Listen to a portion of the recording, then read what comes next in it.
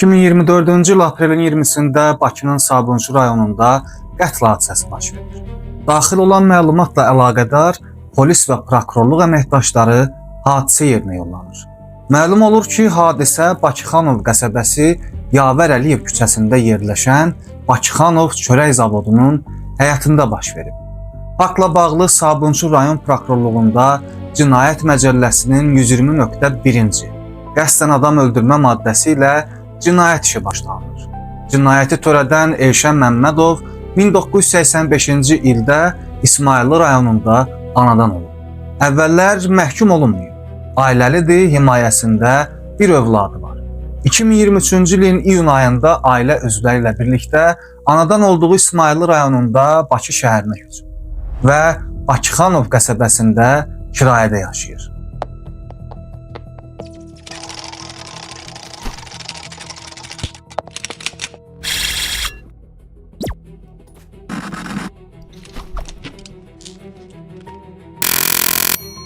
O 2024-cü ilin fevral ayından çörək zavodunda çilingər kimi çalışır.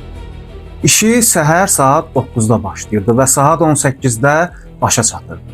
Etibar Salamzadə qazanxana operatoru vəzifəsində işləyir.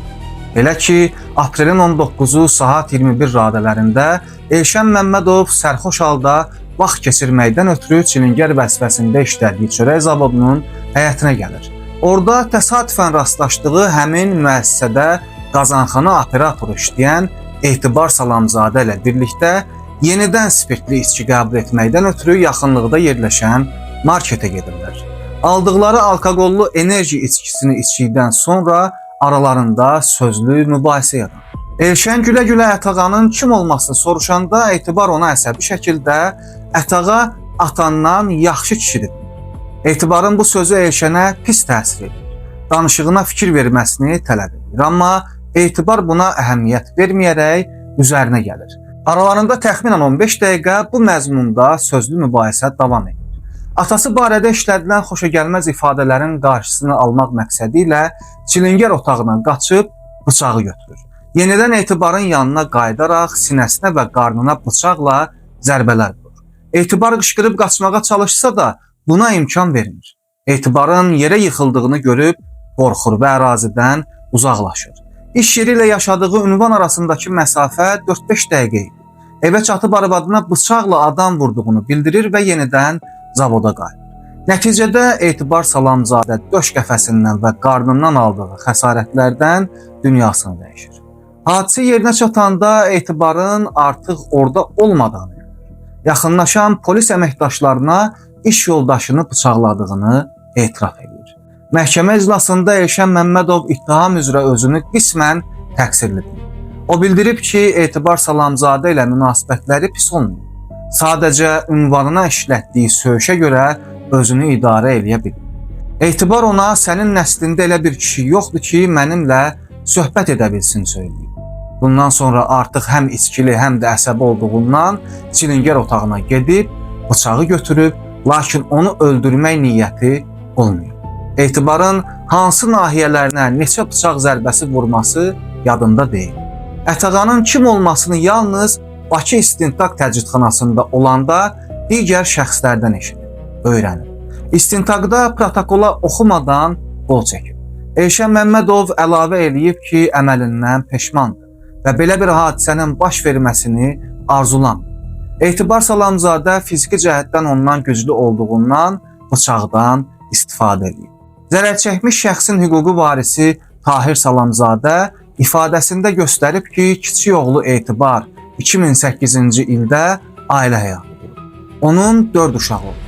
2023-cü ilin avqust ayından Bakıxanov çörək zavodunda işləməyə başlayıb. 2024-cü il aprelin 20-si səhər saat 7 radələrində Elman adlı şəxs zəng eləyərək Etibarın bıçaqlandığını və Sabunçu xəstəxanasına getməli olduğunu deyib. Arvadı ilə birlikdə xəstəxanaya çatanda qəbul şöbəsində dedilər ki, oğlum hazırda əməliyyatda.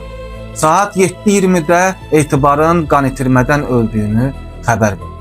Xəstəxanadan çıxanda tanımadığım şəxslər yaxınlaşıb oğlumu bıçaqla vuran Elşənin qohumları olduqlarını bildirirlər.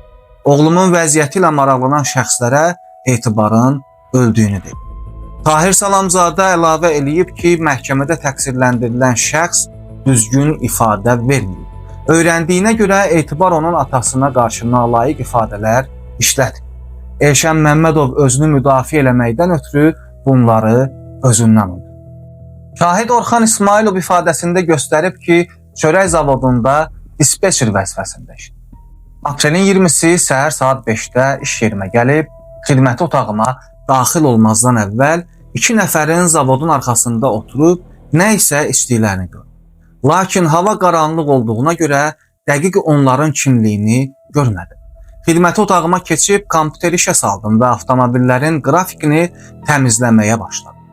Bir müddət sonra Elşən Məmmədovun ayaq üstə dayandığını və səkidə əyləşən Etibar Salamzadəni söydüyünü gördüm. Həyətə çıxanda gördüm ki, Etibar 2 əli ilə Elşənin yaxasından tutub.